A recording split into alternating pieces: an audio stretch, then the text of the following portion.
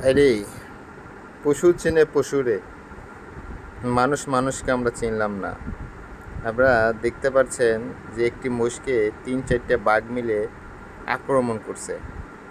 তো এখানে আপনাদের কিছু শেখানোর জিনিস আছে ভাই, আমি সেই জন্য আপনাদেরকে এটা তুলে ধরছি। তো আপনারা দেখুন ভালো করে মনোযোগ দিয়ে, তাহলে বুঝতে পারবেন যে আসলে আমি ভিডিওটা কেন তুলে ধরছি। তো জীবন বাঁচার ক্ষেত্রে ভাই, আমরা ভাই বন্ধু আত্মীয় স্বজনরা ঝগড়া মারামারি করি, এটা করেন না ভাই। ওই যে দেখুন, ওই যে দেখুন, ভালো করে দেখুন পিছনে, এই যে দেখুন একটা পালায় যাচ্ছে, তাই না? এই দেখুন আর একটা পালায় যাচ্ছে, ওরই কিন্তু জাতি ভাই, ওটাও কিন্তু মোষ, ঠিক আছে ভাই?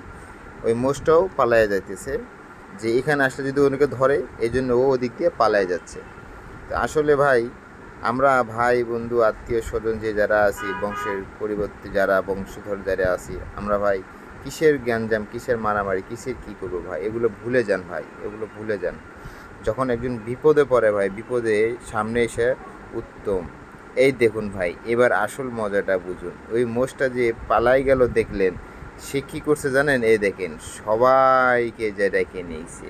উনি কিন্তু এখান থেকে পালায় যায়নি ভাই, উনি সবাইকে ডাকতে গেছে, যে সবাইকে ডেকে নিয়েছে, নিয়ে এসে একবারে আক্রমণ করলো। কি বুঝলেন ভাই এতে?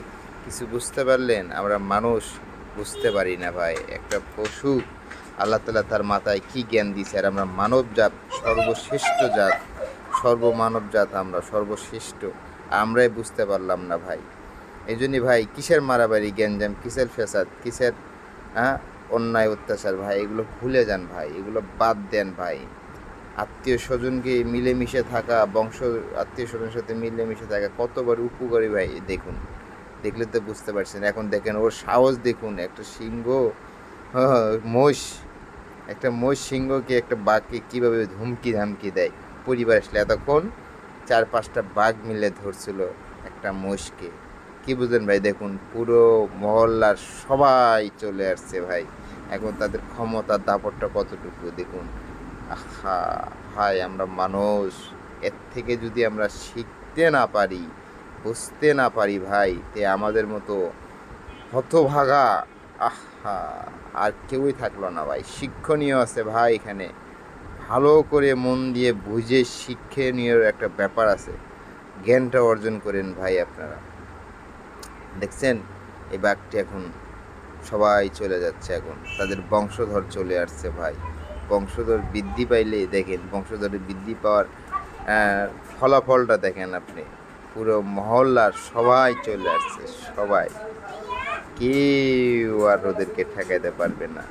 এখন এখানে যদি 100 বাঘ আসে, সিংহ আসে ভাই, কাজে আসবে না, কারণ ওদের বংশধর সবাই চলে আসছে, সবাই, কেউ বাকি নেই, ছোট বড় বুড়ো গাদা সবাই চলে আসছে।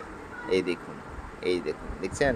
এই দেখুন, একজন দুইজন আসছে ভাই, আর এরা মাত্র কয়জন। এই এখানের সাহস দেখুন, বংশধর আসলে ওর সাহসটা দেখছেন, ও কোথায় গেছে সিংহকে মারার জন্য। কি বুঝলেন ভাই? একে বলে শক্তি ভাই। আমরা নিজেই দ্বিধাদ্বন্দ্ব, এগুলো ঝগড়া খেসাদ না করি, আত্মীয় স্বজনের সাথে সম্পর্ক ভালো